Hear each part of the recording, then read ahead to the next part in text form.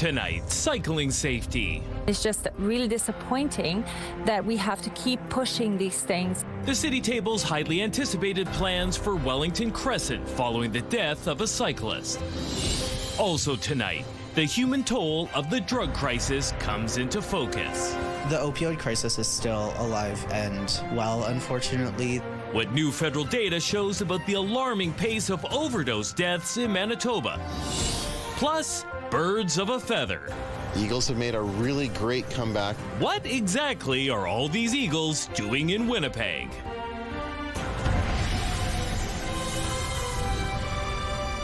CTV News. Live from downtown Winnipeg with Marilee Caruso. Good evening. Thanks for joining us. I'm John Hendricks. Marilee is away. The city has released a safety plan for a section of Wellington Crescent where a cyclist was killed last year. Since Rob Jenner's death, cycling advocates have been pushing for change. The new strategy will see a bike path constructed and the speed limit lowered from 50 to 40 between Academy and Stradbrook. Now, despite the measures, those calling for a bike path say they are disappointed. CTV's Jeff Keel joins us now live. So, Jeff, why are the disappointment? Those advocates say 40K is still too fast here, and they feel the city isn't acting fast enough on this plan. Cyclists like Lauren Thompson have to share the road with vehicles on this stretch of Wellington Crescent because there is no bike path. It's easy where the bike paths are, but it's not so easy right here. It's you just have to be careful. Now there's a pilot project proposal at City Hall to add one-way bike lanes on both sides of Wellington between Academy and Stradbrook, using painted lines, plastic bollards, and adjustable concrete curbs. This until the street is upgraded one day and a permanent path is constructed. Plus, the speed limit would drop from 50 to 40K. It will provide safer biking facilities, and it will connect key destinations and key pieces of existing infrastructure. The new safety measures come following the death of cyclist Rob Jenner last year. This memorial stands as a reminder. Cycling and safety advocates say the bike path is a step in the right direction, but they're not happy. It won't be in place until next spring. They want it installed now. Not just disappointed, I'm very angry. It's just really disappointing that we have to keep pushing these things, and it feels a lot like lack of political will. And they say 40K is still too fast. The speed should be 30. It's just a very, very dangerous road. 40 is a compromise made by people who apparently never leave their car. But this section of Wellington is a regional street with high traffic counts. A section here will see traffic lanes drop from 4 to 2.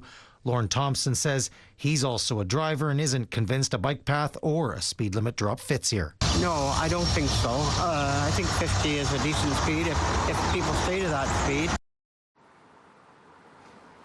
The city report says the pilot project will cost $400,000. Jeff, why isn't the bike path getting done this summer? Why wait until next year?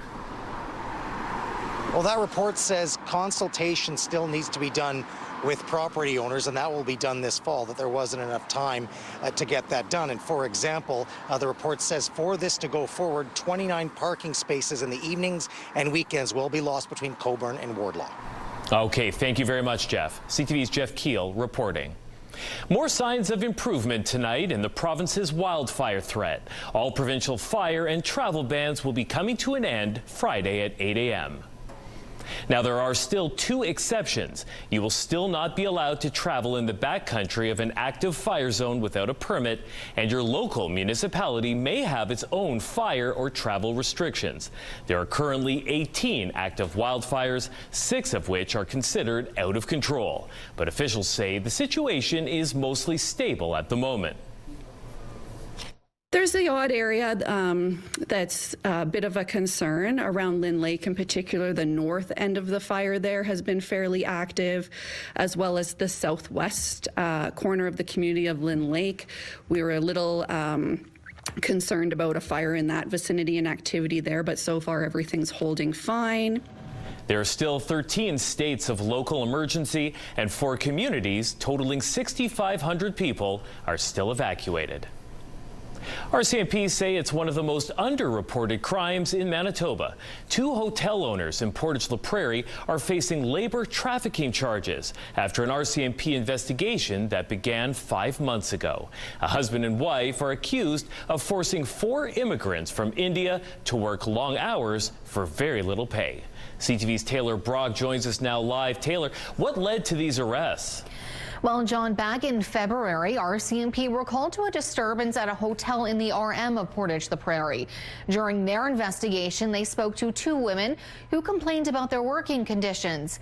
That's when RCMP's human trafficking unit took over, and investigators found 2 more alleged victims. They were all from India, and police say they were forced to clean, do laundry, and other jobs at the hotel for well below minimum wage, and forced to work 15-hour days. The hotel owners are accused of withholding the victims' IDs and threatening them with deportation. They all came to Canada in good faith, believing they were going to work legally and be protected. Instead, they were threatened and forced to work for very little pay. That's Sergeant Kathy Farrell of the RCMP's new human trafficking unit. She says victims of labor trafficking are often intimidated by threats of deportation and don't come forward. She's stressing the importance of Manitobans who may suspect labor trafficking to report it. It is one of the most underreported crimes that we have. If you see something, say something. And if you're wrong, it's okay. But if you're right, you could save someone's life. The 4 alleged victims were recruited to Manitoba through a Labor Market Impact Assessment Agreement, or LIMA. It's a document that employers need before hiring a foreign worker. Taylor, this may be the first time that some people are hearing about labor trafficking. Why doesn't this issue have a higher profile? Well, Sergeant Farrell says there's very little awareness about labor trafficking in Manitoba. That's why they're bringing attention to this case. They want employees to know their rights, including what employers should never do. They should never threaten you with violence, arrest, or deportation, or ask for your pay or a portion of your pay that was promised to you. Employers should never control who you speak with, and employers should not withhold your identification documents. And RCMP add that employer-provided housing should be sanitary and secure. Okay, thank you, Taylor. Now, if you think you or someone you know is the victim of labor trafficking, there are community resources that can help. The Joy Smith Foundation works to provide access to information to empower employees to stay safe from exploitation. The Canadian Human Trafficking Hotline is open 24/7 and it's confidential. It helps connect victims and survivors with social services, law enforcement, and emergency services. And the Salvation Army provides outreach, emergency housing, rehabilitation services, and employment training. You can get all of this information on our website, ctvwinnipeg.ca. Now, Winnipeg police are asking for your help to find a suspect in a random attack at the Forks. Police have released this photo of the man they're looking for, 33-year-old Daniel Christopher Dumas. He's accused of assaulting a 30-year-old man at the Forks on June 6th. He's also wanted in connection with an attack and robbery of a woman at a beer vendor on Sherbrooke Street on June 7th and an attempted break-in in River Heights. Dumas is 5'8" tall and 150 pounds. Police say that he should be considered armed and dangerous and shouldn't be approached. If you can help, you're asked to call police or Crime Stoppers. The province is cautioning people of a possible measles exposure at 2 Winkler medical facilities. Now, the first exposure happened on June 17th at the C.W. Weeb Medical Center Urgent Care between 11 a.m. and 2 p.m., as well as exposures at Boundary Trails Health Center's Emergency Department on 3 separate occasions: June 19th from 9:40 a.m. to 3:20 p.m., June 20th from 10:10 p.m. to 1:20 a.m., and June 21st from 10:30 a.m. to 4:30 p.m. Anyone who's been exposed is being asked to monitor for symptoms for 22 days. Now, they're also recommending that those who may have been exposed on those days to ensure that their measles vaccination is up to date, particularly those born in 1970 or later and never had a measles vaccination and have never had a measles infection. You'll want to be extra careful when you park your vehicle this winter. A report heading to the Public Works Committee says the city will no longer be offering courtesy tows during residential parking bans. The Public Service says the number of calls for vehicles blocking snow clearing equipment has been dropping steadily, and there's no bylaw requiring courtesy tows. Instead, it says it's going to keep looking for ways to stop people from parking on snow routes in the first place, possibly by sending out reminders in mailboxes or through a text message. CTV weather specialist Colleen Brady joins us now with your first look at your Skywatch evening forecast, and certainly no risk of a big snowfall today, Colleen. Absolutely zero, and rarely do we go right out and give a guarantee that something will or won't happen weather-wise. But yeah, no snow in the forecast tonight, of course. Very warm today, John. We got up to 26 degrees. If you're heading out to the Bomber game tonight, very nice conditions there for the most part. Could get a little gusty, the winds at times out of the southeast, but temperatures throughout the game in the low 20s. And the sky will be clearing, even if you're not at the game. Actually, similar conditions expected across the south tonight. Could get interesting in the southwest. There are some thunderstorms over the border in Saskatchewan that could be headed our way, that could become severe. There was some rain that passed through some wildfire-affected areas in the north earlier this morning. I will show you coming up when the next likelihood is that more rain will be going through those areas, and also why Environment Canada's air quality warning is still in effect tonight for Lynn Lake. Of course, it's related to the wildfire smoke, but we'll drill down a little deeper there as well. Let's take a look right now, though, through the Bathfitter Live Eye. Bathfitter, your bath and shower experts for more than 40 years. In Winnipeg right now, it is still 26 degrees and cloudy. With the Humidex, it feels like 28. Winds coming from the south-southeast at 18 kilometers an hour. The pressure is falling, and John, the humidity right now is 40%. Thanks, Colleen. We're hearing some grim statistics when it comes to drug-related death rates in Manitoba. Our province had rates that were among the highest in all of Canada last year. CTV's Daniel Halmerson joins us now live. Daniel, how does Manitoba compare to the rest of the country? Well, John, we had nearly 25 opioid-related deaths per 100,000 people in 2024. That only trails British Columbia and Yukon. And on top of that, we had the highest rate of stimulant-related deaths at 30 per 100,000 people. Again, that was the highest in all of Canada. Now, advocates and frontline workers are saying education and safety are key to keeping people alive. The number of Manitobans dying after overdosing on drugs is hovering at alarming levels. That's according to a new report on toxic drug poisonings released by the Public Health Agency of Canada. Data shows 371 Manitobans died of opioid-related overdoses from drugs like fentanyl in 2024. That's a slight drop from 2023 totals, but a staggering jump from a total of 62 deaths in 2019. Additionally, the Public Health Agency says stimulants like cocaine and meth are responsible for 448 suspected overdose deaths. That number is a big leap from 81 fatalities reported in 2019. And though Manitoba only accounts for a small percentage of fatal overdoses in Canada, the data shows the province has some of the country's highest rates of death. It is the same thing year after year, which is incredibly sad. Because we're talking about people, right? We're talking about loved ones. Arlene Lass-Kolb's son, Jesse, died from fentanyl poisoning in 2014. Since then, she's been advocating for a safe, regulated drug supply and more public awareness. Nothing's really changed in the last, almost 11 years since my son's passed away, except we have more naloxone. Meantime, staff from Sunshine House's mobile overdose prevention site say the toxic drug crisis isn't getting easier to manage. And with the increase we're seeing in complex overdoses, which are overdoses that are caused by both a stimulant and a downer, it's becoming more difficult to adapt in like an emergency scenario. Caleb Clay says safety is paramount for anyone using substances. That means not doing drugs alone, having access to harm reduction supplies, and getting drugs tested ahead of time. There was one test we had that said it was cocaine, like that was what it was sold as, and there was not a single drop of cocaine in that substance. It was mostly fillers and then those other toxics.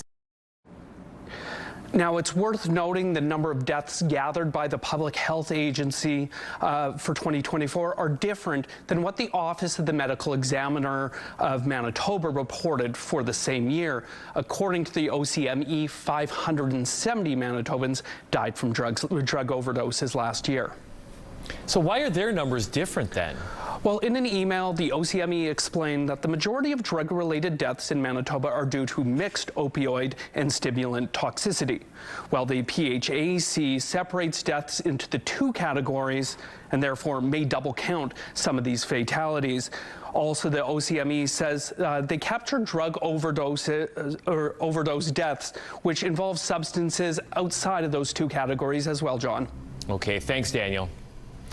If you get injured on a camping trip to the country, will there be an emergency room physician available to treat you? Doctors Manitoba is warning the answer may be no this summer. Doctors Manitoba says the vast majority of rural hospitals in our province won't have their ERs open 24/7 this summer. It says the ERs often experience changing hours of operation and even periodic closures. Now, after looking at schedules and speaking with doctors, the organization believes 24 ERs will be operating with reduced hours and periodic closures. Another 28 are expected to be fully closed this summer. And officials worry the system could experience even more demand than normal this year due to reduced trips in the United States.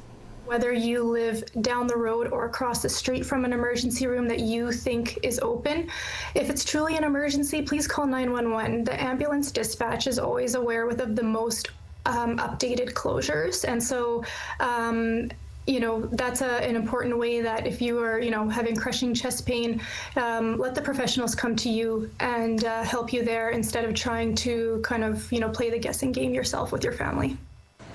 Doctors Manitoba is suggesting that people visit ruralcare.ca before you make your trip. The site has links to local ER schedules for each health region and guidance about what to do during a medical emergency. We all know that Winnipeg hosts a number of wild species on our riverbanks and green spaces. And if you look up, you may be lucky enough to see an American bald eagle. As CTV's Joseph Bernacki shows you, there's many reasons why the eagle has gone urban.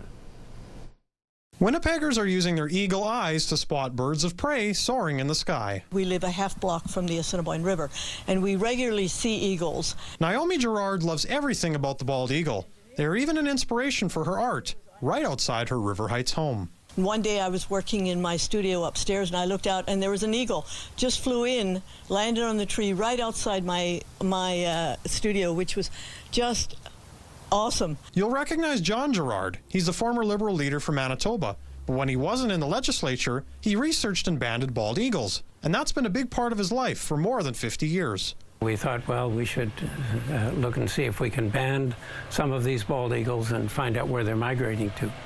And so it started in 1968, and it's continued till today. The couple travels to northern Saskatchewan every summer, where they study a large bald eagle population. The birds are a common sight in rural areas, but their migration has changed over time. Back in the 1960s, there were no bald eagles breeding in or around Winnipeg, and now there are. At Assiniboine Park Zoo, Barrett Miller says pesticides previously used in agriculture reduced the number of bald eagles, but the population has bounced back. Eagles have made a really great comeback because the habitat conditions were proper here in Manitoba and they had some legal protection for their nesting areas, to the point where we do see them along Wellington Crescent and down in St. Norbert. And that's not the only part of town where eagles have been spotted. Based on public sightings, they soar above many Winnipeg neighborhoods. Take a look at this nest above the soccer fields at the University of Manitoba, just one of many places eagles return to roost. Joseph Bernacki, CTV News, Winnipeg.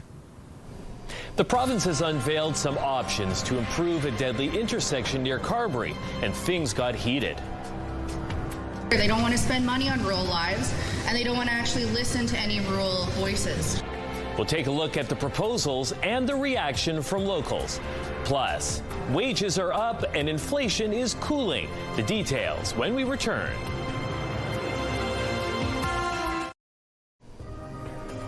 Manitoba and Saskatchewan were tied for the highest job vacancy rate in the country in April. Now that's according to the latest data from Statistics Canada, which put our province's job vacancy rate at 3.3%.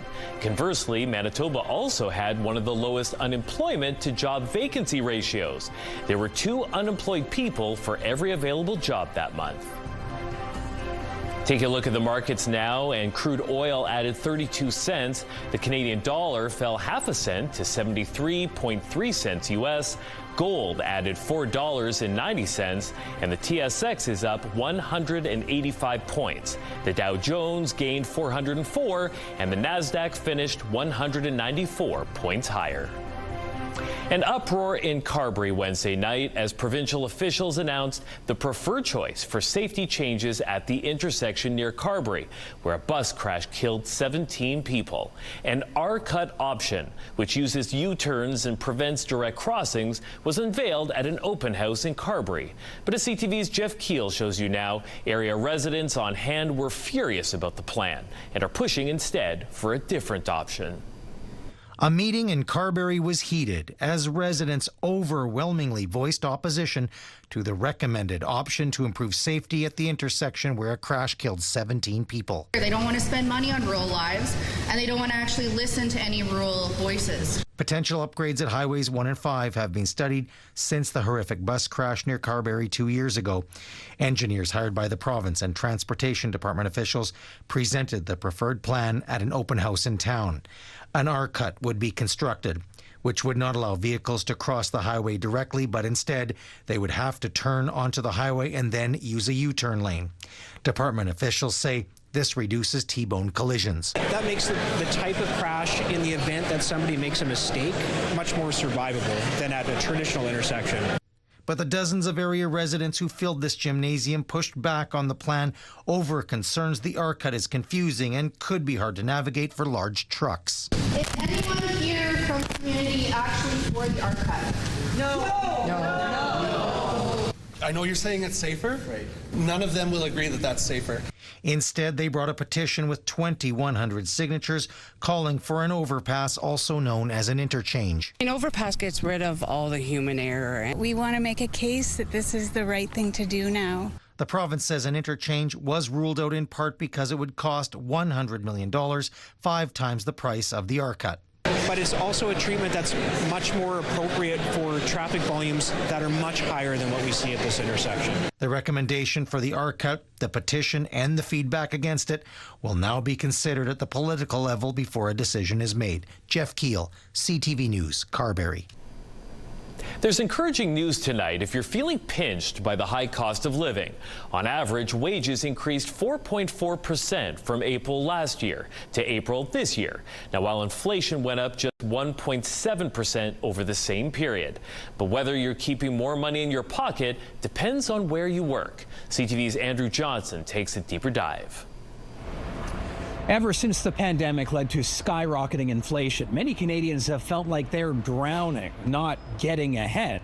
But the numbers have been turning around. New average wages in a variety of industries were released today by Statistics Canada. Pay overall is up more than 4%. But let's take a closer look. If you work in information and culture, it's an industry that's paying people 10% more than last year. These are jobs related to the movie industry, telecommunications, publishing, and content providing. Wages in real estate and rentals are up close to 10%. Finance and insurance wages rose 8%. Education is paying 7% more, and so is forestry and logging.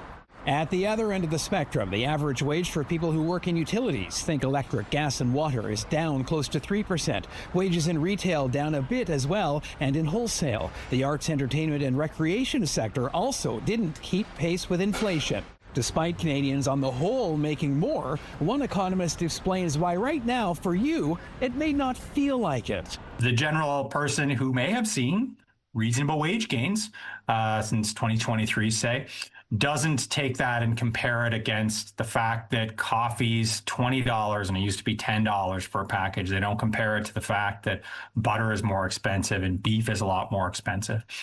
These are the types of calculations that economists do. We talk about real wages and whether you're gaining against inflation. But folks are upset. He also points out this trajectory of rising wages and economic growth over the past year or two is now in serious danger thanks to the Trump and tariff factor, and the near future is very much a question mark. Andrew Johnson, CTV News, Vancouver. Many Palestinians in Gaza are still desperately trying to escape the conflict. Now, that includes students with full scholarships to Canadian universities. But visa delays are preventing them from studying here. CTV's Heather Wright explains. Twisted metal and debris. This is what it looks like in Gaza City after an Israeli airstrike this morning. It's near where 19-year-old Tawfiq Abed lives in a small room with nearly a dozen other people. I'm displaced. My house is in dangerous area. Abed dreams of being an engineer and has been offered a full scholarship to the University of Alberta. Trouble is, he's applied for a student visa, but has received no response from the Canadian government. I'm sorry to lose such an opportunity, especially that is Canada. That's my dream. That's what I'm looking for is coming through. Abed is not the only one. According to a group of Canadian professors, there are roughly 70 Palestinian students stuck waiting. They are urging the government to move more quickly to help these students come here to study. Germany's able to do it. France has been able to do it. They provided safe passage for students. They've expedited visas. It is punitive, and there's no reason why we can't do the same in Canada. Part of the challenge for the students still in Gaza is providing biometrics, such as fingerprints and a photo. But others say they submitted their completed applications over a year ago and have heard nothing. We're not asking for them to skip the line. We're not asking for shortcuts. We're just asking for these students to be treated fairly so that they can come to Canada and study here in the great research programs that we have here. CTV News has reached out to the Ministry of Immigration, Refugees and Citizenship multiple times. They have not yet responded to our questions about why it is taking so long to process these applications. Heather Wright, CTV News, Toronto. North Korea has opened a massive beachfront tourist area on the country's east coast. North Korean leader Kim Jong-un attended the inauguration ceremony. The idea was first announced in 2014. North Korea is hoping to turn the area into a tourist hotspot.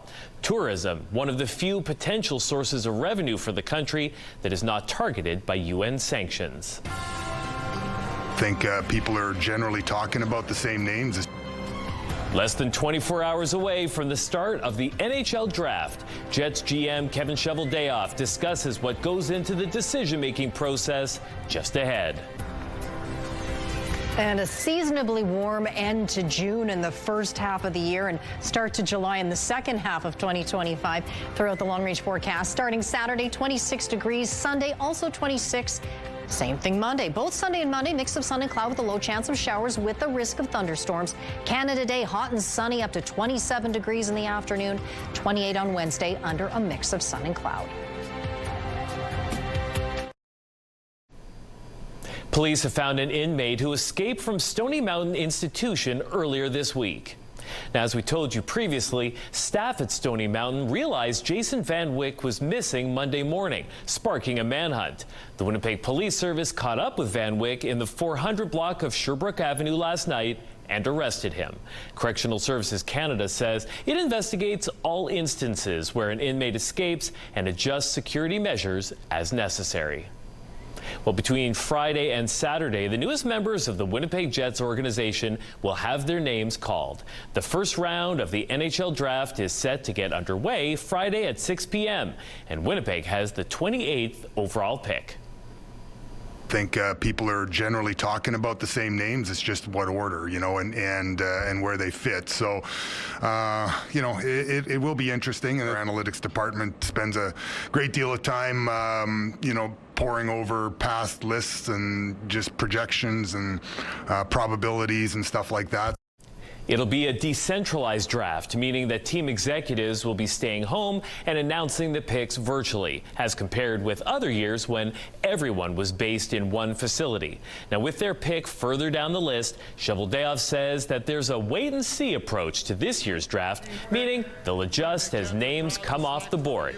Now, as for what position the Jets could be drafting, well, General Manager Kevin Cheveldayoff would not tip his hand. There seems to be lots of forwards that people are talking about. There's obviously some good defensemen. You don't know where they're going to fall to you yet. I think every scout probably has their own wish and hope list. And that's kind of what you're going through here right now to talk about. Outside of the first round, the Jets also have picks in the 3rd, 5th, 6th, and 7th rounds.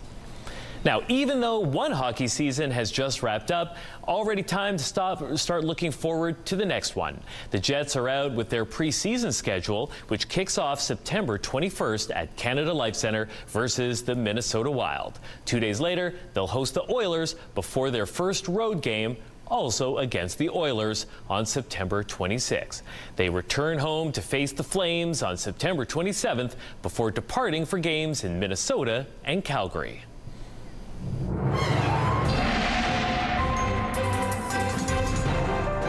CTV Skywatch weather brought to you by South Beach Casino and Resort. Visit southbeachcasino.ca.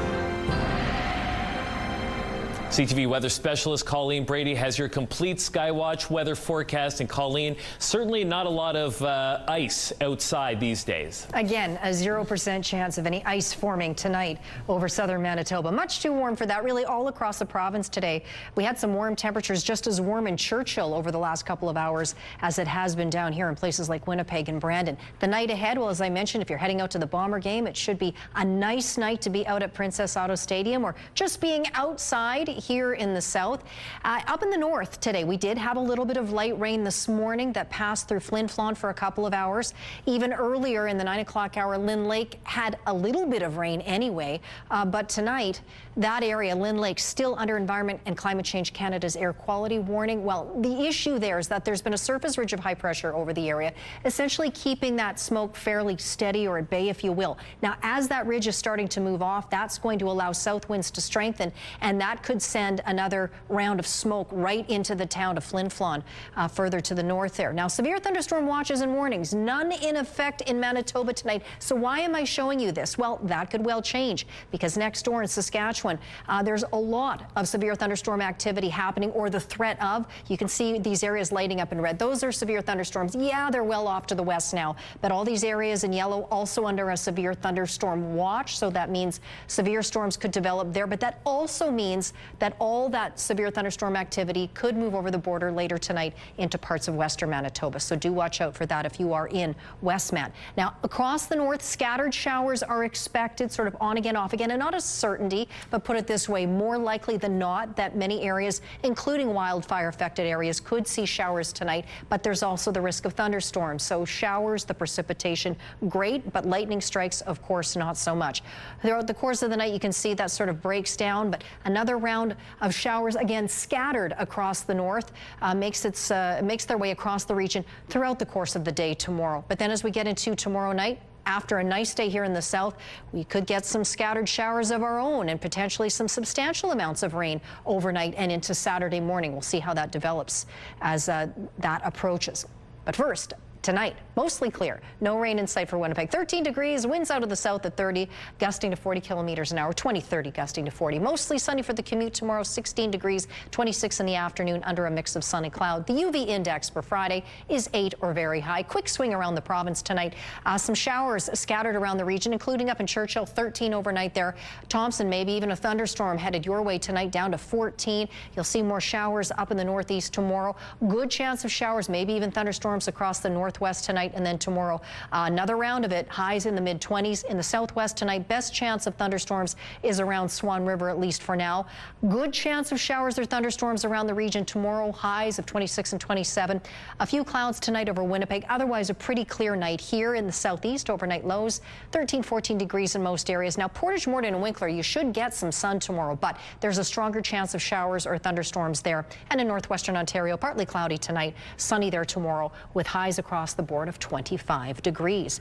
Now, John, this one's stunning, isn't it? Beautiful photo. This is from Star up at Norway House Cremation. Really nice reflection there over the water. And this next one's very pretty, too. This is from Ken. This is the sunset over the wheat field you see here out in Sperling, Manitoba. That's southeast of Winnipeg, just after some rain had passed by. Send us your pics to Winnipeg Weather at ctv.ca. Thanks, Colleen. How are Manitoba businesses adopting artificial intelligence? Well, we'll talk to an expert after the break. They can get really heat exhausted pretty quickly. Meds can have a significant impact. How the medications you take affect you when it gets hot this summer. Science fiction movies have been warning us for years that artificial intelligence could one day take over the planet. Now, in recent years, real-life scientists have warned that AI could be coming for your job. But how much of that is hype? To help us sort the fact from fiction, we're joined now by Roy McLaughlin, a founding board member of the Manitoba Association of AI Professionals. Roy, thanks so much for joining us. Thank you. All right, well, maybe you can tell us, where is AI right now when it comes to use in the workplace? Are employers letting people go and hiring bots instead? Well, you're seeing it, it's starting to be rapidly adopted in the workforce. We've got, a study came out the other day saying about 60% of employees will admit to using Gen AI in their workflows. And really because people realize that it can lead to significant efficiency gains. You're seeing, probably 30% efficiency gain right off the bat for kind of any knowledge work task that you're giving it. So employees are seemingly pretty eager to adopt it. So do you believe that AI assistants are the future of workplaces then? I'd say so, yeah.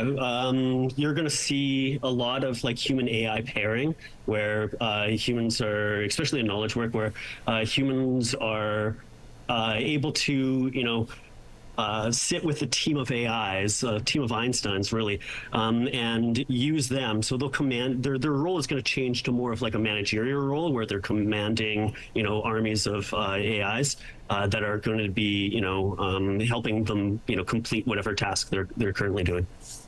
How quickly can we expect this kind of a shift to happen, though? We're going to see it happen very, very quickly. As I said earlier, we were already seeing maybe 60% of knowledge workers adopting it in their existing workflows. So that's just going to expand. One of the blockers is, for companies, you really need to provide these tools, to the employees. Otherwise, they're going to, start using their own tools, and that may not be very safe. So you're seeing a rapid rise of shadow AI use in the workforce. And that is an actual problem, and it has to, the companies have to, provide tools for their employees that are safe and effective and not going to compromise, security and stuff like that. And so as long as that happens, you're going to see just very, very rapid adoption. Now, are there certain types of industries that are more prone to be using AI tools right now? Yeah, I mean, if you're in front of a screen, that's probably, the type of role that is going to be most affected in the near term. I don't really see AI plumbers in 2025. That may come, but I don't think it's in the near future. But if your job is repetitive and in front of a screen, then you're going to start seeing AI start chipping. I wouldn't say chipping away. Start changing how you're doing that job. It's going to, help you automate it. It's going to help you improve quality, and those types of roles are definitely going to see the most rapid change. And do you think that this is going to result in job loss? You know, it's a good question. It depends, and it is kind of role-based, but I think it's going to change workforce in ways that people aren't necessarily expecting. So say if you had a team of 10 people working on a project, and then you give them some AI tools and teach them how to use it, and they're able to double their efficiency. Well, you know, and that would mean that now a team of 5 can potentially do the same job. Now, if the company is growing or has the ability to grow, that's great. Those new 5 people can take on more work, and it's beneficial for the company because they can produce more as a company, right? If the company doesn't have the opportunity to grow and there's just no more work to be done for whatever reasons, well, then that's when you're going to see, you know, changes in the demand for that size of a workforce. Okay, we're going to have to leave it there. Roy, thank you so much for joining us tonight. Appreciate it. Thank you. Have a great day.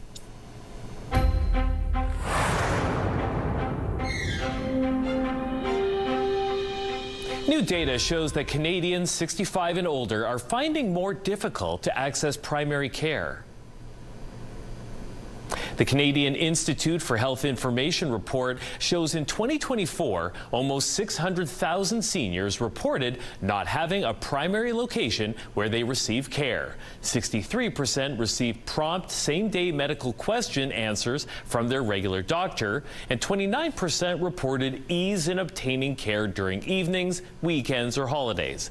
25% were able to secure same or next day appointments, and almost 1 in 5 said they had experienced emotional distress they found difficult to cope with in the last year.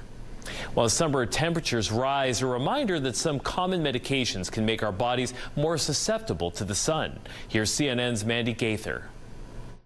High temperatures, heat, and humidity can all affect the body, but some medications can pose an added danger. People are doing their errands, they're overheated, they don't feel well, and they can get really heat exhausted pretty quickly. Meds can have a significant impact.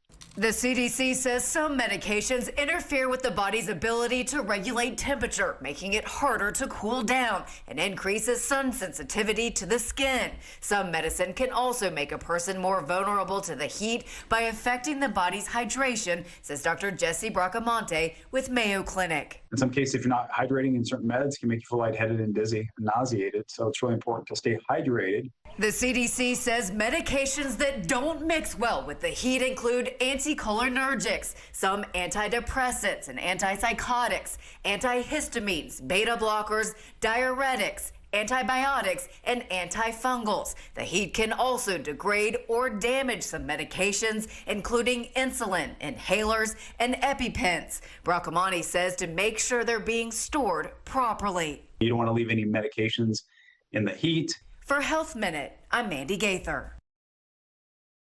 Medical Watch is brought to you by Manukin Koster Denture Clinic.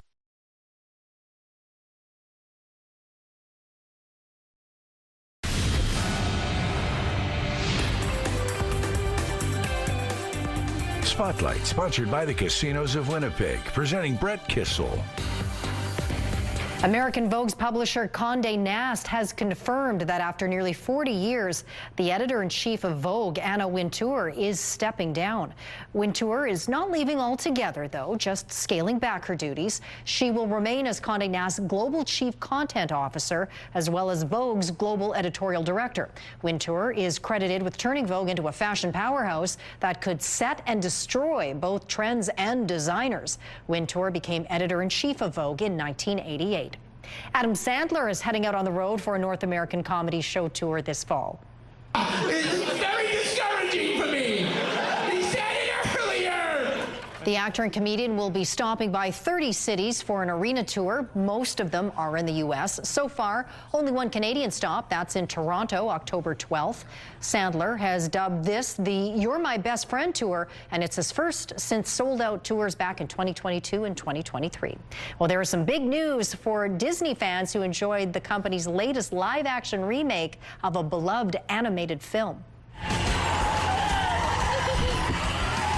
The company confirmed today that a Lilo and Stitch 2 movie is now in development. This comes as the live-action remake of the 2002 animated film surpasses $920 million U.S. at the global box office. Lilo and Stitch tells the story of an extraterrestrial who finds himself in Hawaii and the adventures and chaos that follow.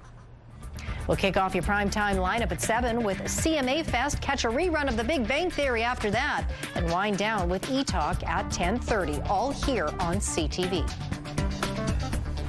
What would you do in this situation? A close encounter with the moose in Jasper National Park coming up.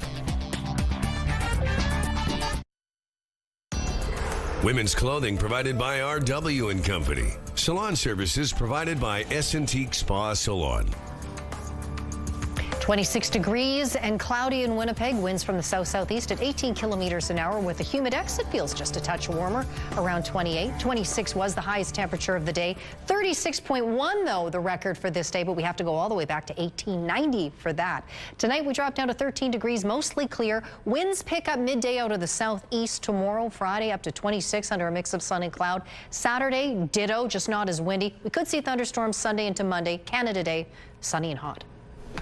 Thanks, Colleen. A Vancouver woman had the Canadian experience of a lifetime when she ended up face-to-face with a moose on the side of the road.